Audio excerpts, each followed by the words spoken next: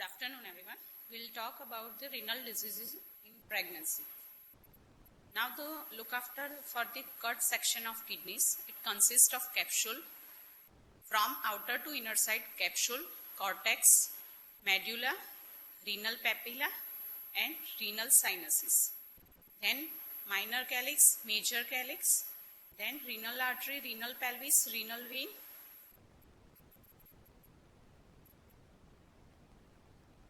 and renal pyramid in renal medulla and ureter. Now, this is the inner glomerular capsular structure. It has the afferent vessel, efferent vessel, and the communication and the tubular structure. These are the cortical substances which lies there, then the boundary zone and the medullary substances.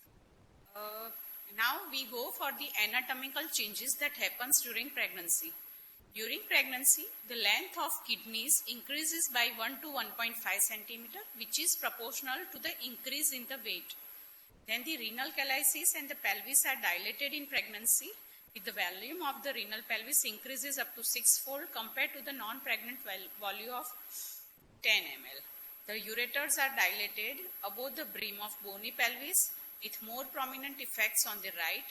The ureters elongate, widens and become more curves. The entire dilated collecting system may contain up to 200 ml of urine, which predisposes to ascending urinary tract infection. Now, several factors likely to contribute to the hydronephrosis and hydroureter of pregnancy. Now, which are these factors which contribute to hydronephrosis? The pregnancy hormones progesterone can cause hypotonia of ureteral smooth muscle. Then, enlargement of uterine ovarian vein complex may compress the ureter at the brim of the bony pelvis.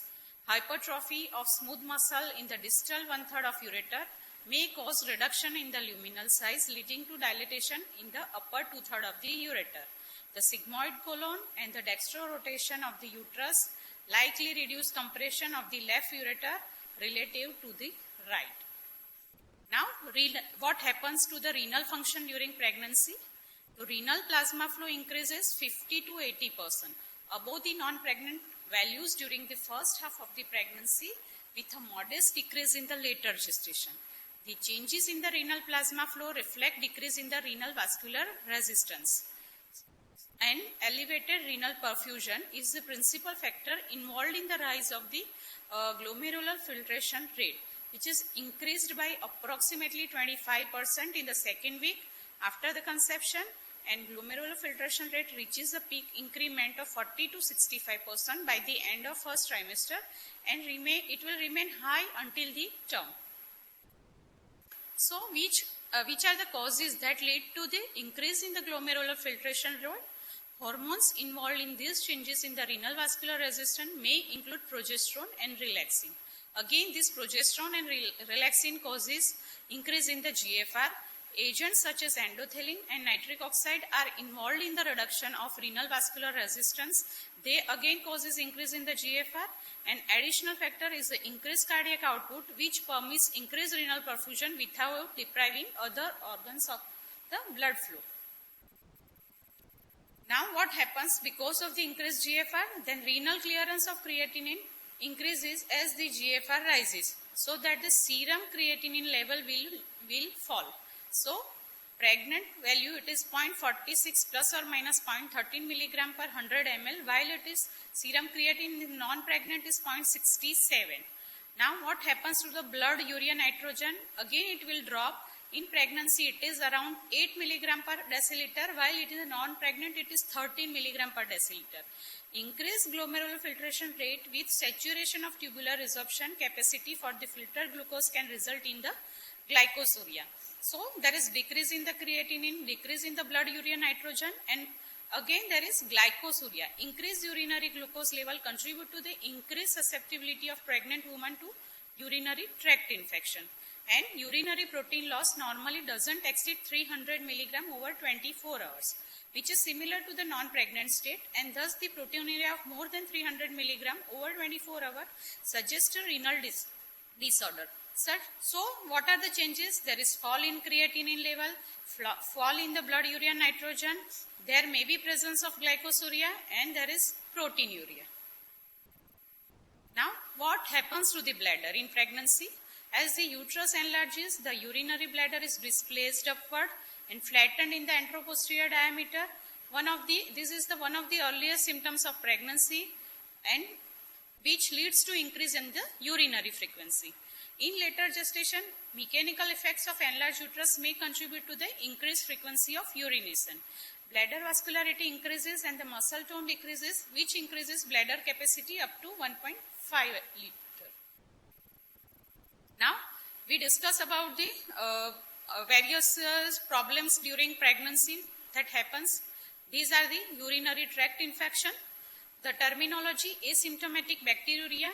It is defined as presence of actively multiplying bacteria in the urinary tract, excluding the distal urethra in a patient without any obvious symptoms. Incidence of asymptomatic bacteriuria is same as the non-pregnant. Average it is 2 to 10%. Asymptomatic bacteriuria is twice as common as pregnant women with sickle cell trait and 3 times more common in patients with diabetes and patients with renal transplant. Risk factors for developing asymptomatic bacteriuria include low socioeconomical status, age, extremes, then sexual practice, and the medical conditions such as diabetes and sickle cell trait. Now, if asymptomatic bacteria is left untreated in pregnancy, up to 40% of patients will develop symptoms of urinary tract infection, and approximately 25 to 30% of these women will develop acute pyelonephritis. So the treatment is important for the asymptomatic bacteria. With the treatment, this rate will reduce up to 10%.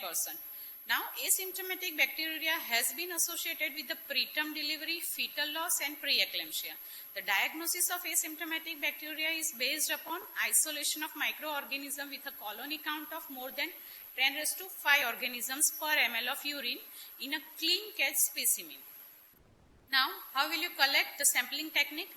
Patient should be instructed to clean the vulval area from front to back to avoid contamination of urine sample.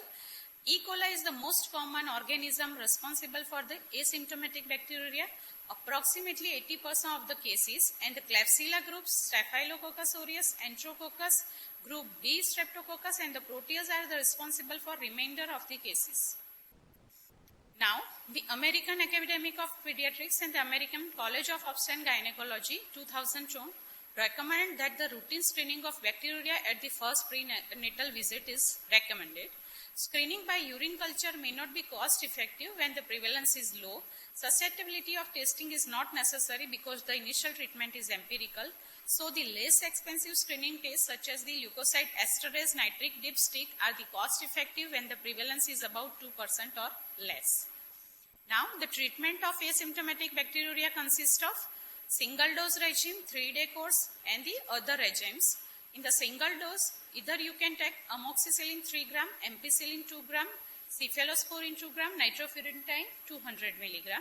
And in 3-day course, it consists of amoxicillin 500 milligram 3 times a daily, ampicillin 250 milligram 4 times daily, cephalosporin 250 milligram, that is cefixime 250 milligram 4 times daily, nitrofurantoin 50 to 100 milligram 4 times daily, or you can give 100 milligram twice daily.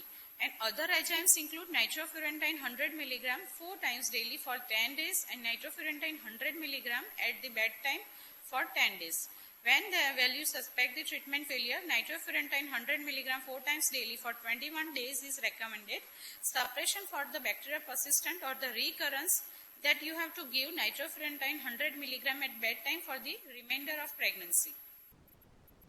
Now, first we have seen acute asymptomatic bacteriuria. Now we'll see acute cystitis. Acute cystitis is uncommon in pregnancy. It is account for the 1%. The bacteria causing acute cystitis are similar to those in asymptomatic bacteriuria. Clinically, the patient present with the symptoms of urinary frequency, urgency, dysuria, and suprapubic discomfort. The urine is often cloudy or malodorous and should be cultured to confirm the diagnosis and to identify antibiotic sensitivities. The treatment of cystitis is as same for the asymptomatic bacteriuria because the organism causing both of them are the similar one. Now, again we send upward acute pyelonephritis. Acute pyelonephritis occurs in 1 to 2% of all pregnant women and associated with a risk to the mother and fetus. The maternal effects include it causes fever, bacterial endotoxemia, endotoxic shock, renal insufficiency, acute respiratory distress syndrome, anemia, leukocytosis, thrombocytopenia, and elevated fibrin split product level. Neonatal effects include prematurity, IUFD, small for gestational age babies. The risk factors for the recurrent or the severe pyelonephritis are a history of pyelonephritis, urinary tract malformation, or urinary calculi. Now, the clinical manifestation of acute pyelonephritis include fever with chills, flank pain, nausea and vomiting, headache, increased urinary frequency, and dysuria. Urine examination will reveal significant bacteriuria with pyuria and white blood cell cast in the urinary sediment. A count of 1 to 2 bacteria per high power filled in unspun urine or more than 20 bacteria in the sediment of centrifugated specimen of urine collected by bladder catheterization helps in the bedside diagnosis of the pyelonephritis. The diagnosis should be confirmed by urine culture and associated hematuria may indicate urinary calculi. Now, management of the pregnant woman with acute pyelonephritis, hospitalization is recommended. The investigation are the urine and blood cultures are sent, hemogram, serum creatinine and serum electrolytes are sent. Monitor vital signs frequently, including urine output, and consider indwelling catheter. IV crystalloid to establish the urinary output of 30 ml per hour. IV antimicrobial therapy is recommended. Chest radiograph if there is any dyspnea or tachypnea to rule out acute respiratory distress syndrome in these cases. Repeat hematology and chemistry studies in 48 hours. Change to oral antimicrobials when afebrile. Discharge when afebrile for 24 hours and consider antimicrobial therapy for 7 to 10 days. Urine culture 1 to 2 weeks after the antimicrobial therapy is recommended. Now, what is the antibiotic regimen for the pyelonephritis? Then the antibiotic ampicillin plus gentamicin, that is in the dose of 1 to 2 gram ampicillin and gentamicin 2 milligram per kg and afterwards 1.7 milligram per kg IV. Ampicillin every 4 to 6 hourly, gentamicin every 8 hourly. Ampicillin sulbactam, that is 3 gram IV every 6 hourly. Cefazolin 1 to 2 gram IV 6 to 8 hourly. Ceftriaxone 1 to 2 gram IV or IM every 24 hours. Meslocillin and piperacillin can also be given. Periodic culture of urine helps in the detection of recurrence. Relapse is defined as recurrent infection from the same species and that type-specific strain of organism present before treatment. These represent a treatment failure and most relapses occur less than 2 weeks after completion of therapy. What is reinfection? Is the recurrent infection due to different strain of bacteria following successful treatment of the initial infection. Usually it occurs more than 3 weeks after the completion of therapy. So, if the symptoms appear in less than 2 weeks, then it is called relapse, and if it is more than 3 weeks, then it is reinfection. Now, again we see another topic, urinary calculi. The incidence of urinary calculi is not altered by the pregnancy. Incidence is 0.03 to 0.35% of pregnancies, and the incidence increases as the gestational age advances. Stones causes infection, hematuria, recurrent hospitalization, and preterm labor and delivery. The causes of urinary calculi are the same in the pregnant and the non-pregnant woman. The causes for calculi are chronic UTI, hyperparathyroidism, other causes of hypercalciuria, gout, obstructive uropathy, congenital or familial cystinuria, oxaluria are the less common causes. Most of the stones are composed of calcium and usually calcium oxalate. The physiologic hydroureter of pregnancy is more prominent on the right side. However, the stones occur with equal frequency on either side. The physiological hydroureter of pregnancy increases the likelihood that the pregnant patient will spontaneously pass her stones. Now, clinical features. of the urinary calculi, patients may present with a variety of symptoms including typical renal or ureteric colic, vague abdominal or back pain that may radiate into the groin, fever, nausea, vomiting. The patient may have a history of recurrent UTI or hematuria. When fever attributed to pyelonephritis persists beyond 48 hours of parenteral antibiotic treatment, then the obstruction due to urolithiasis must be evaluated, and the index of suspicion should be high in the patients whom the urine culture is negative in the setting of the suspected pyelonephritis or in cases of persistent hematuria or recurrent UTI. So, clinical diagnosis is confirmed by ultrasonography of urinary tract. In selected cases, excretory urography excludes the contrast gout film and another image obtained 20 minutes after the contrast injection. This examination exposes to the fetus to 0.2 radiation. The common indication for IV pyelography include microscopic hematuria and recurrent UTI. Now, management of renal calculi. Treatment depends on the symptoms and the duration of pregnancy. IV hydration, analgesics are always given. As many as 50% of pregnant women with symptomatic stones have associated infection, which is treated vigorously. In about 2/3 of women with symptomatic stones, there is improvement with conservative therapy and the stone usually passes spontaneously. The other third require an invasive procedure such as ureteral stenting, percutaneous nephrostomy, laser lithotripsy, basket extraction, or the occasional surgical exploration.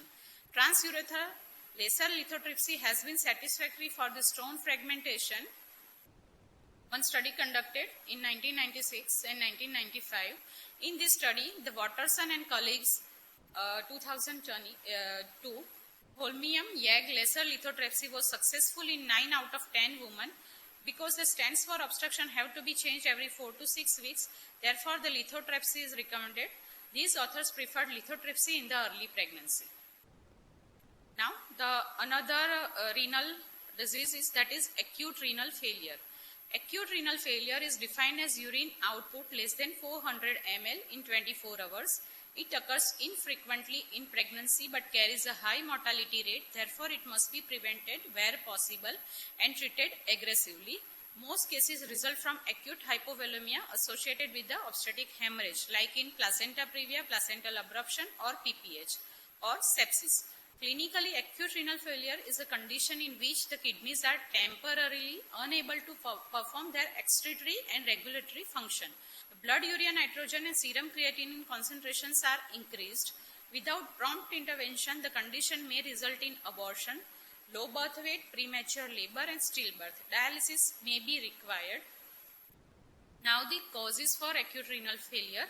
The pre-renal causes are hypovolemia, dehydration because of vomiting, diuretic use, third spacing of fluid from burns, pancreatitis, and bowel obstruction.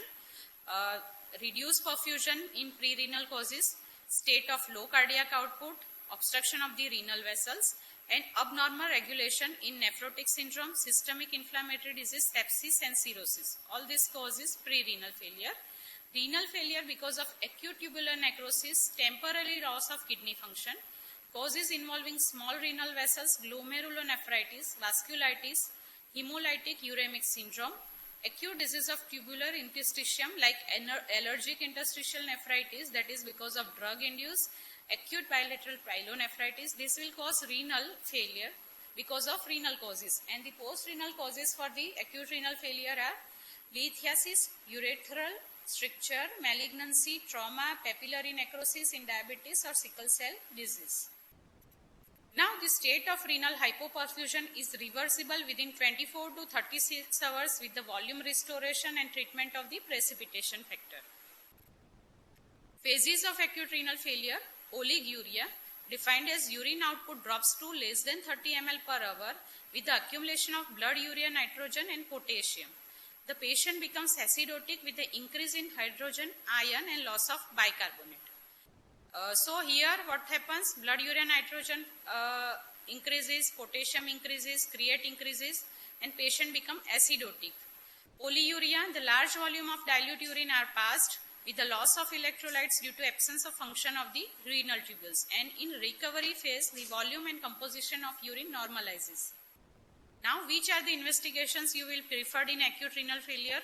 You do CBC, urea, creatinine, uric acid, electrolyte, liver function test, serum protein, coagulation profile, ABG, RBS, and osmolality. In urine, you go for specific gravity, osmolality of urine, electrolytes of urine, protein, pigment cast, culture sensitivity of urine, and you will do ECG.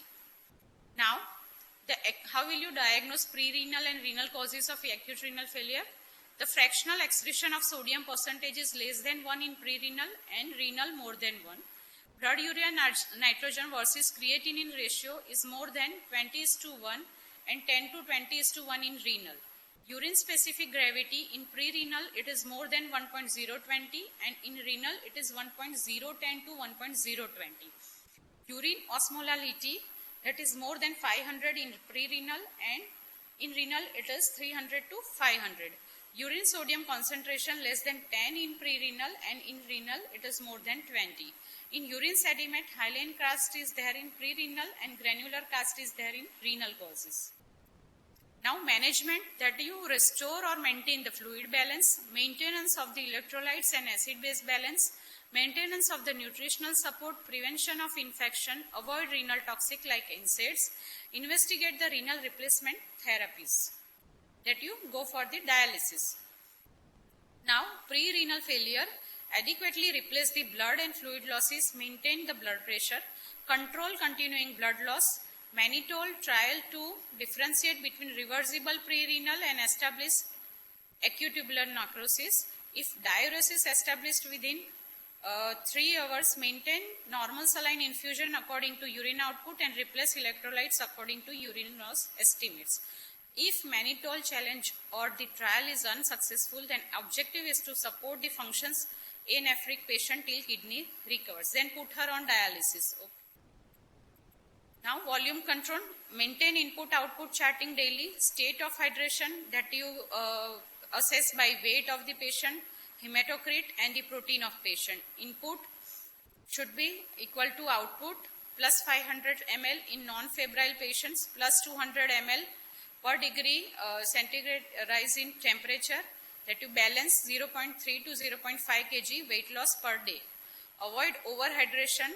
If overhydration should be there, then treat by diuresis and the dialysis. CVP monitoring is recommended. Maintain the CVP between 10 to 15 centimeter of water.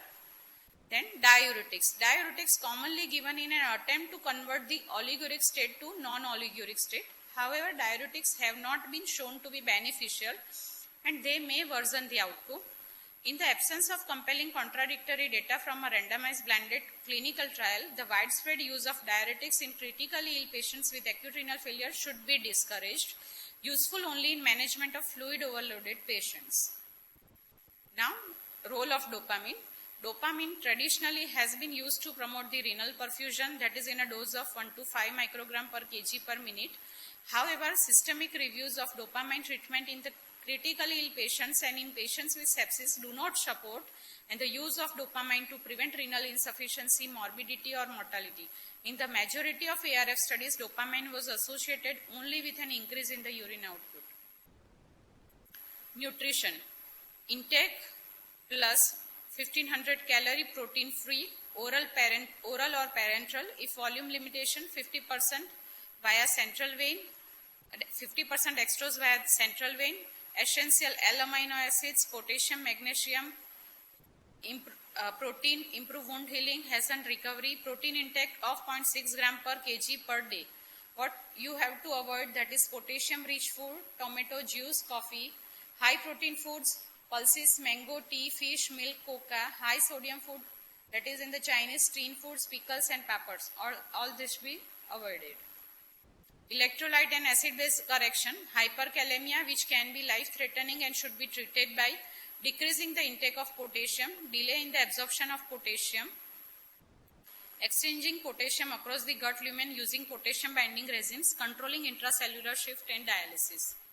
Acidosis correction by soda bicarb or the dialysis.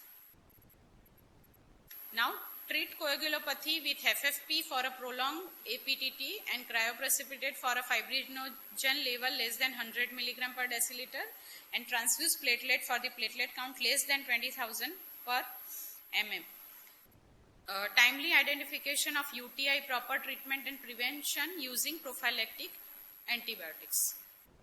Dialysis. Dialysis is indicated if serum potassium is 7 milliequivalent per liter or more, sodium 130 milliequivalent per liter or less, and bicarbonate, that is 13 milliequivalent per liter or less. Blood urea nitrogen level are more than 120 milligram per deciliter, or there are daily increment of 30 milligram per deciliter in patients with sepsis, and dialyzable poisons or toxins are present. In antenatal cases, dialysis is instituted early in the process of consideration in the fetal well-being. Although the specific criteria have not been firmly established, only one commonly used figure is a blood urea nitrogen level 60 milligram per deciliter.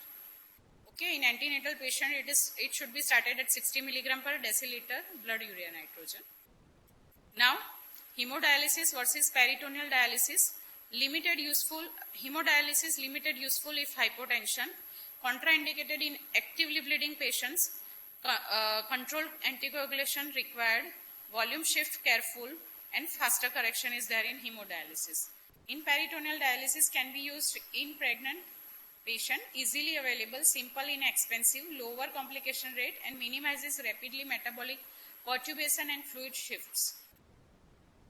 Delivery. Development of ARF in obstetric patients is indication of delivery in majority of cases. Deliver if urine output is less than 20 ml for more than 2 hours despite of the adequate volume expansion, and immediate delivery is not expected. Redistribution of CO, better renal perfusion. Remove fetus from hostile environment. Neonate, increase urea, osmosis, diuresis, and dehydration.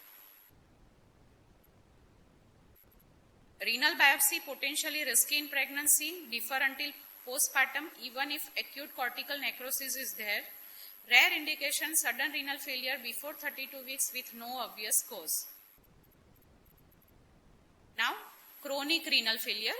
Chronic renal failure by definition distinguished from ARF by the fact that patients had loss of kidney function over a more prolonged period of time, more than 3 months, and often a process that has been going for years. Depending on the severity of chronic damage to kidneys, we separate patients into following broad categories. Mild chronic renal failure defined as 60 to 80% of normal function. Moderate have 30 to 60% of the normal function retained, and in severe chronic failure, only 15 to 29% of the normal function is retained. And end-stage renal disease where there is less than 15%, these patients require renal replacement therapy, that is hemodialysis or the peritoneal dialysis or the kidney transplantation. So patients with CRF need to be thoroughly evaluated by the nephrologist to determine the following information. Measure the severity of kidney dysfunction, that is blood workup and usually a 24-hour urine test. Attempt to determine the cause of CRF. Again, this requires history, physical examination along with the blood urine testing along with the imaging studies of the kidney. Which are the etiologies for chronic renal failure? Glomerulonephritis, diabetes, hypertension. These are the common causes of CRF. The aim of treatment is to delay the progression of the loss of kidney function or possibly arrest the progression. The cause, that is blood pressure control, antihypertensive used in most patients with CRF include a class of medications called AC inhibitors and angiotensin receptor blockers, AC inhibitors and ARB. These classes provide added kidney protection more so than the other BP medications. Unfortunately, these medications are contraindicated during pregnancy because of their high risk of causing fetal malformation. Patients who are taking these medications and become pregnant must come off these medications immediately and alert their physician. Second point is sugar control in diabetic patients. Dietary changes including a moderate restriction in protein diet and avoid potentially nephrotoxic medications such as commonly used NSAIDs. Can women with CRF be pregnant? The more severe the degree of CRF, the harder it is for the woman to get pregnant. For example, women on dialysis only rarely can get pregnant. If they do not get pregnant, there is a high likelihood, if they get pregnant, then there is a high risk of the miscarriage. The patient requires a team approach between the obstetricians and the nephrologist. There have been cases of women on dialysis during pregnancy going on to the delivery, but there is a high risk of prematurity and low birth weight in the newborn in these cases. Antenatal strategy and decision making. For a successful outcome, scrupulous attention must be paid to the blood pressure control, fluid balance, increased hours of dialysis, and provision of good nutrition. The planning of dialysis strategy should have 7 aims, like maintain the blood urea nitrogen less than 80, avoid hypotension during dialysis, ensure good control of blood pressure, ensure the minimal fluctuation in the fluid balance and limit volume changes, scrutinize carefully for the preterm labor as dialysis and uterine contractions are associated, watch for the calcium level closely and avoid hypercalcemia, limit interdialysis weight gain to about 1 kg until the late pregnancy. Also, after the mid-pregnancy, the classic 0.5 kg per week weight gain should be taken into account when considering dry weight. This should mean a 50% increase in hours and frequency of dialysis. So what happens? 50% increase. If dialysis is causing 2 hours, then it has to be prolonged for 4 hours during pregnancy. And frequency, if she is taking twice weekly, then call her 4 times weekly. Okay. Now, nutrition in chronic renal failure. Free dietary intake should be discouraged. A daily oral intake of 70 gram protein, 1500 milligram calcium, 50 mole potassium and 80 mole sodium is advisable. With supplementation of dialysable vitamins. Anemia. Patients with severe renal insufficiency are usually anemic. So, this anemia is usually aggravated further in the pregnancy. Therefore, blood transfusion may be needed, especially before delivery. Caution is necessary because transfusion may exacerbate hypertension and impair the ability to control circulatory overload. Even with the extra dialysis, fluctuations in the blood volume can be minimized if PCV are transfused during dialysis. Recently, recombinant erythropoietin has been used in pregnancy without ill effect. It does not have any significant transplacental effects. Unnecessarily, blood sampling should be avoided in the face of anemia and lack of venipuncture sites. The protocol for the various tests usually performed in a particular unit should be followed strictly, with no more blood removed per venipuncture than absolutely necessary. Fetal surveillance and timing of delivery. Caesarean section should be necessary only for obstetric reasons. Does CRF place the mother at risk? There is marked increase in the risk of superimposed preeclampsia in women with CRF who become pregnant. There are chances of 65 to 80% women will develop preeclampsia.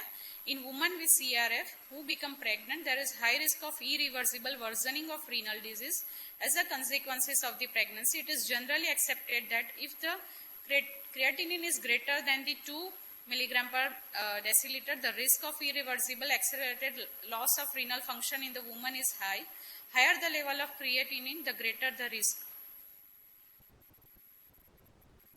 Postnatal evaluation of women with early onset preeclampsia is important to identify women with underlying renal disease. Isolated microscopic hematuria with structurally normal kidneys doesn't need to be investigated during pregnancy, but should be evaluated if persistent postpartum there is hematuria. Now, can women who have a kidney transplant can get pregnant? Yes. Indeed, the transplant woman can get pregnant. The risk to the fetus is dependent on how well the transplant kidney is functioning. The standard immunosuppressive drugs, cyclosporine and azathioprine, are not associated with the increased fetal abnormalities. It has been noted that the longer the interval between transplant and pregnancy is associated with a decreased risk of low birth weight and prematurity. In general, it is often recommended to wait for 2 years after the transplant before considering for pregnancy. Now, preconceptional guidelines. Individual centers have their own specific guidelines. In most, wait of 18 months to 2 years post-transplant is advisable. This has turned out to be a good advice because then the patient will have recovered from the major surgery and the immunosuppression will be in the maintenance level. Also, if the function is well maintained at 24 months, there is a high probability of allograft survival at 5 years. A guideline is given here, but the criteria are only relative. The good general health about 2 years since transplantation, stature compatible with the good obstetric outcome, no or the minimal proteinuria should be there, absence of hypertension, no evidence of graft rejection, absence of pelvic LICL distension on a recent IV intravenous urogram, stable renal function with plasma creatinine of 2 mg or less. Preferably the creatinine level should be 1.5 mg per deciliter. Drug therapy reduced to maintenance level. Prednisolone should be on the 15 mg per day and azathioprine 2 mg per kg body weight per day or less, and so safe doses of cyclosporine have not been yet established because of the limited clinical experience, but it should be 5 mg per kg per body weight per day or less is quoted. So these drugs should be on their minimum doses. What effect does pregnancy have on transplanted kidney? It appears that the pregnancy itself doesn't adversely affect the transplanted kidney as long as the kidney is functioning well at the time of conception. If the transplant kidney is not functioning well, then the risk of accelerating the loss of renal function with pregnancy is similar to that seen in the patient with CRF. Solitary kidney may be the result of developmental aberrations or the disease requiring removal of one kidney. A single kidney may be abnormally developed or it may be placed low.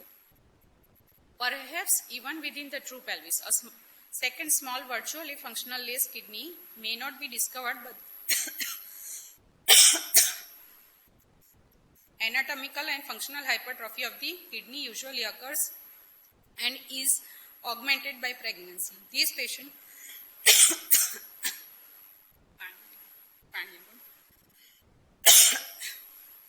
patients should be evaluated preconceptionally for the presence of infection.